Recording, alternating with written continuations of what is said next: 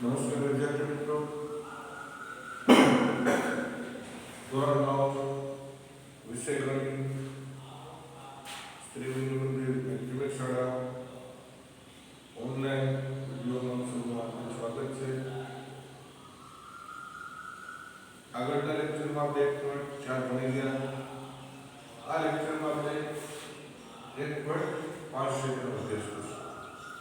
તો વિદ્યાર્થી મિત્રો, સમય સંખ્યા અને અસમય સંખ્યા આપણે ભણી. કોઈ પણ બે સમય વત્તા સમય હોય તો સમય સંખ્યા, સમય વત્તા કે ઓછા અસમય હોય તો પણ મળે અસમય. અસમય સંખ્યા આપણે ખબર છે કે જેનો વર્ગમૂળ ન નીકળે એવી સંખ્યાઓને આપણે શું કહીશું? અસમય. આપણો પહેલો દાખલો છે, જોઈએ. પહેલો દાખલો છે, આપણે જોઈએ.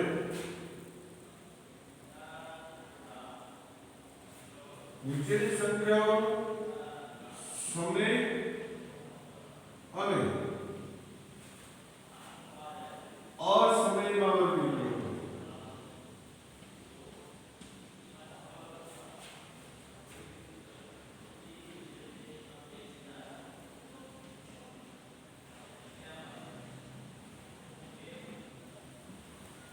પહેલો 2 ઓછા વર્ગમૂળમાં 5. આ કેવી સંખ્યા છે? તો કે આમાં જોઈએ તો 2 છે સમય છે, આ છે કેવા છે? અસમય. તો સમય અને અસમય તો શું મળે? અસમય સંખ્યા છે. આ પેલી સંખ્યા કેવી છે? અસમય સંખ્યા છે. કારણ તો કે 2 સમય છે, 2 જે સમય સંખ્યા છે, પરંતુ માઈનસ વર્ગમૂળમાં 5 કેવા છે? અસમય.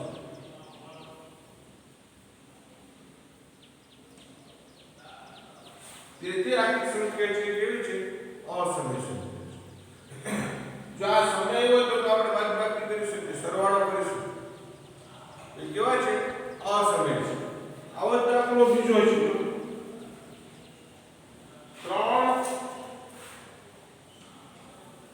કૌંસમાં 3 વત્તા વર્ગમૂળમાં 23 માઈનસ વર્ગમૂળમાં 23.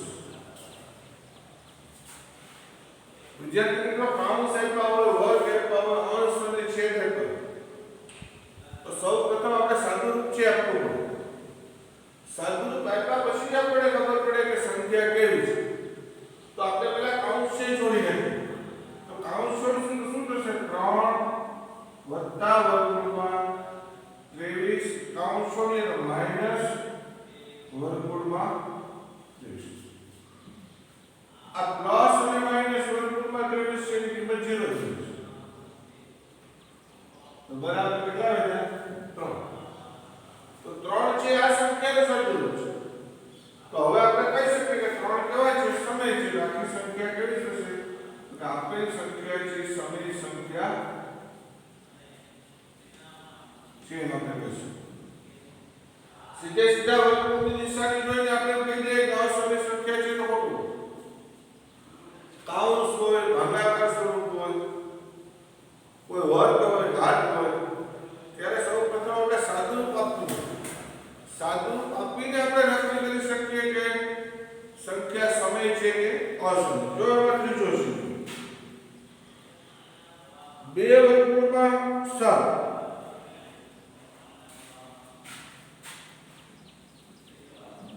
2 વર્ગમૂળમાં 7 છેદમાં 7 વર્ગમૂળમાં 7. આ સંખ્યા કેવી છે? તો આપણે સૌપ્રથમ જોઈએ કે ભાગાકાર સ્વરૂપ છે. તો ભાગાકારમાં અહીંયા પછી ગુણાકાર છે. બેની વચ્ચે પ્લસ કે માઈનસ નથી, તો અંશ અને છેદ ઉડતા હોય તો આપણે ઉડાડી શકીએ. તો વર્ગમૂળમાં 7 વર્ગમૂળમાં 7 મળી જશે. કેટલા? 2/7. તો 2/7 છે 2 પણ સમય છે 7 પણ સમય છે. બાકી સંખ્યા કેવી સંખ્યા છે કહી શકાય સમય સંખ્યા છે.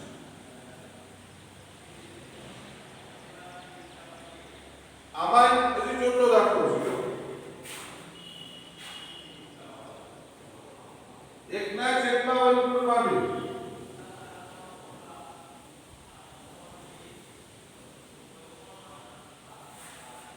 તો અંશ અને છેદમાં બે ઉદ્યમ છે તો ઉદ્યમ નથી.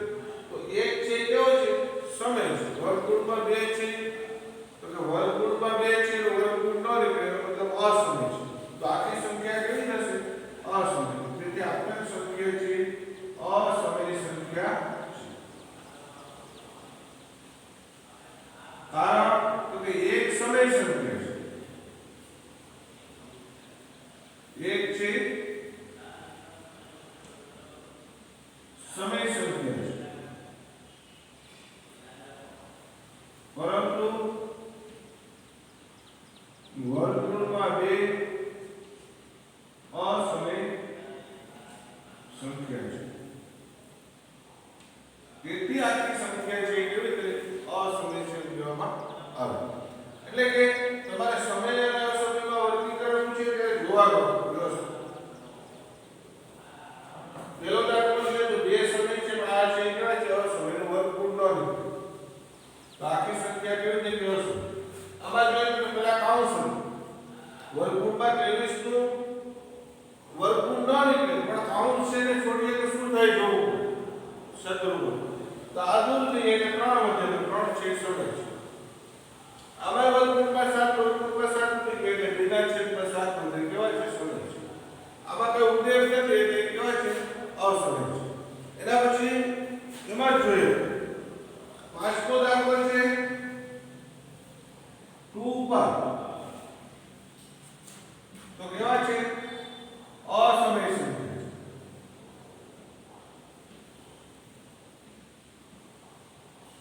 કારણ તો કે 2 સમય સંખ્યા છે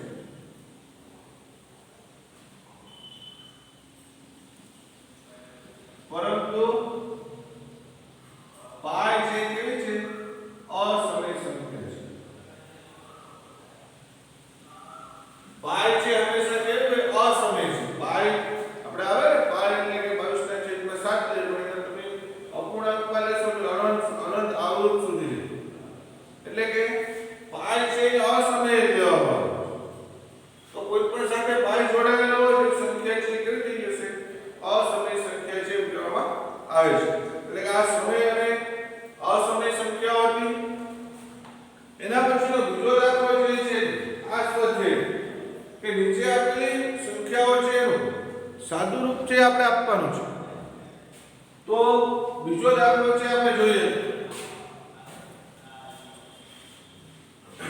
આ વિડિયોને પોઝ કરી ઊભો રાખી અને દાખલા છે ઉતારી લેવાનો એક ઝૂમ કરી.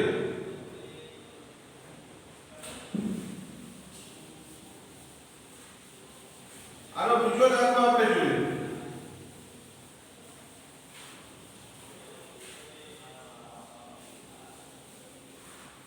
બીજા દાખલામાં શું સાદું રૂપ આપો.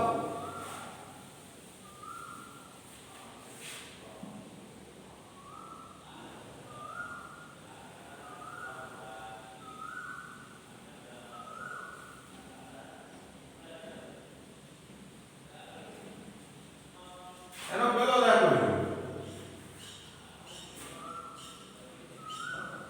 3 વત્તા વર્ગમૂળમાં 3 કૌંસમાં 3 વત્તા વર્ગમૂળમાં 3 અને બીજા કૌંસમાં 2 વત્તા વર્ગમૂળમાં 2. તો સાદું રૂપ આપવું એટલે કે વર્ગ હોય તો દૂર કરવા, કૌંસ હોય તો દૂર કરવા, અંશ અને છેદ લેતો હોય તો ઉડાડવાનું. તો અહીંયા જોઈએ કે કોઈ ઘાત નથી. શું છે કૌંસ. તો બંને કૌંસની વચ્ચે કોઈ નિશાની નથી એટલે ગુણાકાર છે. ગુણાકાર છે એનો મતલબ કે આ 3 નો છે કે આ 2 સાથે પેલા ગુણાકાર કરવો પડશે અને 3 નો છે કે આ વર્ગમૂળમાં 2 સાથે. તો આપણે ગુણાકાર કરીએ તો 3 × 6 વત્તા છે એટલે વત્તા 3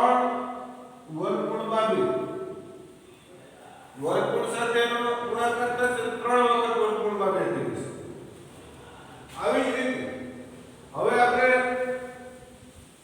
આનો ગુણાકાર થઈ ગયો. હવે વર્ગમૂળમાં 3 નો ગુણાકાર તો વર્ગમૂળમાં 3 નો પહેલા કોની સાથે કરશું 2 સાથે અને પછી વર્ગમૂળમાં 3 નો કોની સાથે ગુણાકાર કરશું વર્ગમૂળમાં 2 સાથે. તો વર્ગમૂળમાં 3 નો 2 સાથે ગુણાકાર તો 2 વર્ગમૂળમાં કેટલા આવશે 3 વર્ગમૂળમાં 3 ગુણ્યા વર્ગમૂળમાં 2 તો વર્ગમૂળમાં 6. હવે સાદું પપ્પાનો જ આપી દેવું કે આ 3 વર્ગમૂળમાં 2 છે આ છે 2 વર્ગમૂળમાં 3 આનો સરવાળો થઈ શકે નહીં. આ વર્ગમૂળમાં 6 છે એટલે સરવાળો થાય નહીં. તો એના પછીનો એક સ્ટેપ આવશે જ્યાં સુધી એનું સાદુરૂપ છે. આનો બીજો દાખલો આપણે જોઈએ.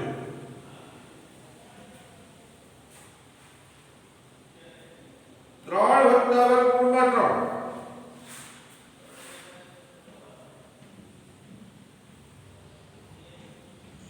3 ઓછા વર્ગમૂળમાં 3. તો વિદ્યાર્થી મિત્રો આપણે નિત્યસમ ભણી ગયા આગળના ધોરણ આ જે સૂત્ર મુજબ ગોઠવાય છે. કયા સૂત્ર મુજબ તો કે પહેલું પદ બેમાં સેમ છે બીજું પદ સેમ છે વચ્ચે તો એક પ્લસ અને એક માઈનસ તો આપણે તફાવત સૂત્ર ભણી ગયા a વર્ગ ઓછા b વર્ગ બરાબર a ઓછા b અને a વત્તા b. તો આ રીતે છે તો આપણે આ રીતે લખવું. આ રીતે કરવું હોય તો કરી શકીએ. સાદું રૂપે આગળના પહેલા દાખલામાં 3 ને આ 2 સાથે ગુણાકાર આ વર્ગમૂળમાં 3 નો આ 2 સાથે ગુણાકાર તો રીત છે ખોટી થઈ જશે. આ સીધું સૂત્ર છે તો આપણે કહી શકીએ કે જો પહેલું પદ અને બીજા પદનો તફાવત હોય બે કૌંસ તો આપણે સીધે સીધા હું લખી શકાય પહેલા પદનો વર્ગ ઓછા બીજા પદનો. તો પહેલું પદ કેટલા છે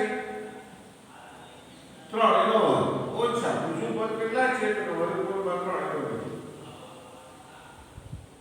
તો કેટલા આવશે 3 નો વર્ગ એટલે 9 ઓછા વર્ગમૂળમાં 3 નો વર્ગ એટલે 3 તો 9 માંથી 3 છે એટલે કેટલા આવશે 6. આ લખો એટલે લખી નાખે તફાવત સૂત્ર મુજબ.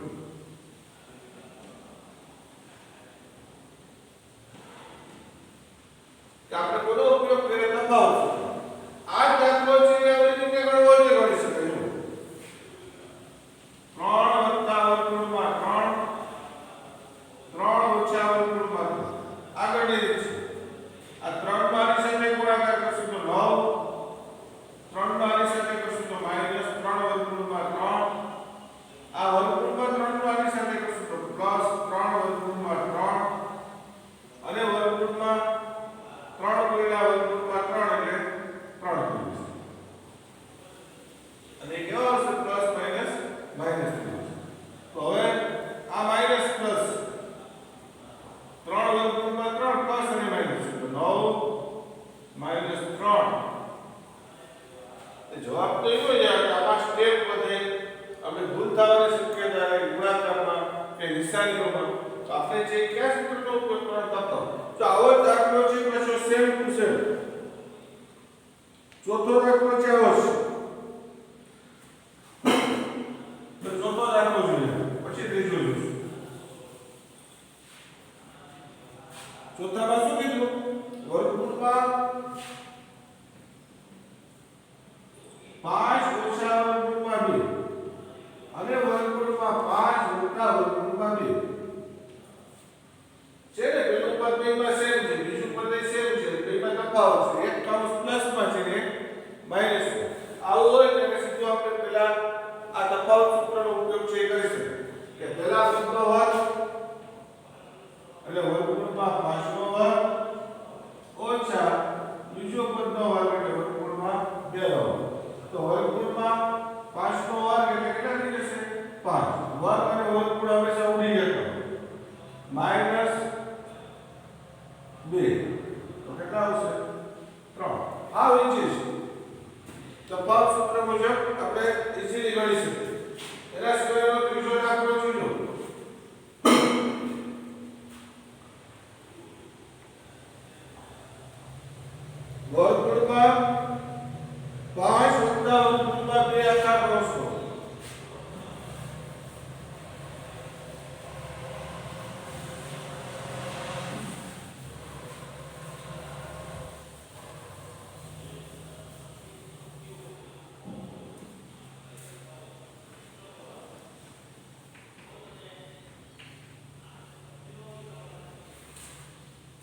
આખા કૌંસનો વર્ગ છે એટલે આ અંશ છે કેટલી વખત લખી શકાય? 2 વખત.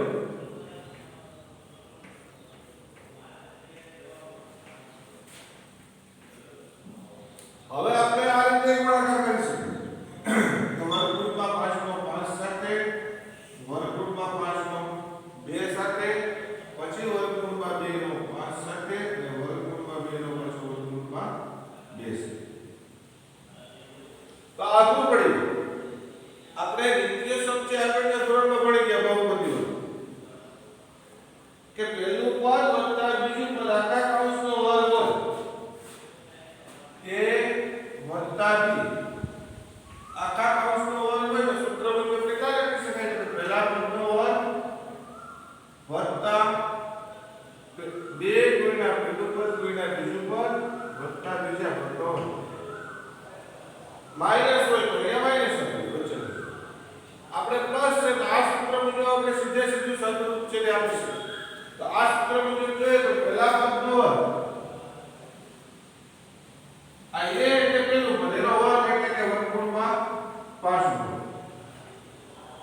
વત્તા વચ્ચેનું પદ છે તો કે 2 ગુણ્યા 2 પદનો ગુણાકાર વત્તા 2 ગુણ્યા આ 2 પદનો ગુણાકાર